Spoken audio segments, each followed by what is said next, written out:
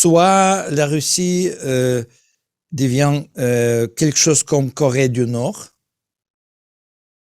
fermée, entourée par les ennemis du monde entier, avec le régime policier très fort, très strict, soit la Russie va lentement changer et devenir un peu plus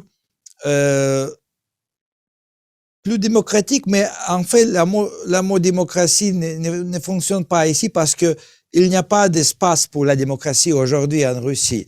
C'est-à-dire que il faut attendre la pluralité politique d'abord en Russie.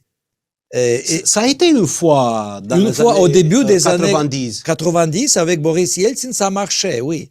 Mais après la mort de Yeltsin, c'était fini et Poutine a commencé à créer un État autoritaire.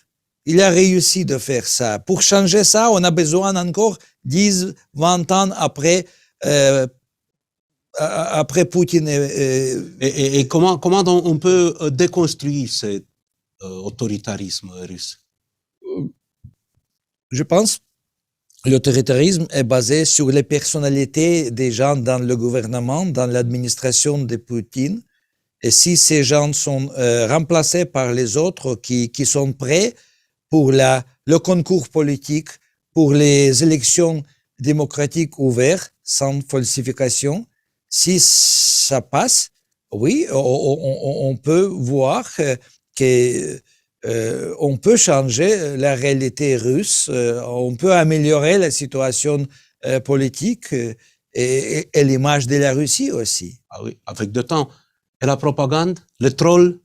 Oh, il faut fermer ça, il faut en fait finir avec toute la propagande, parce que la propagande est utilisée seulement dans l'État autoritaire, où il n'y a qu'une force politique qui peut décider, prendre des décisions politiques, sociales, économiques, et décider comment les gens doivent vivre.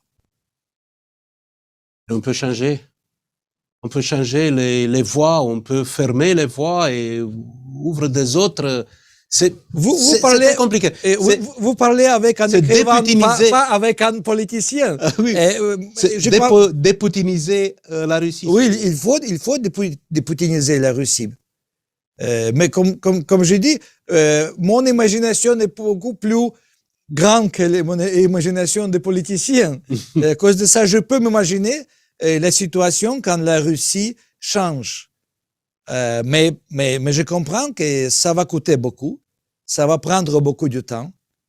Et aussi, ça va provoquer une opposition pro-poutinienne, encore une fois, qui vont garder ce système. Parce que ce système fait beaucoup de gens riches, beaucoup de gens, c'est-à-dire immunés des responsabilités criminelles, des choses comme ça.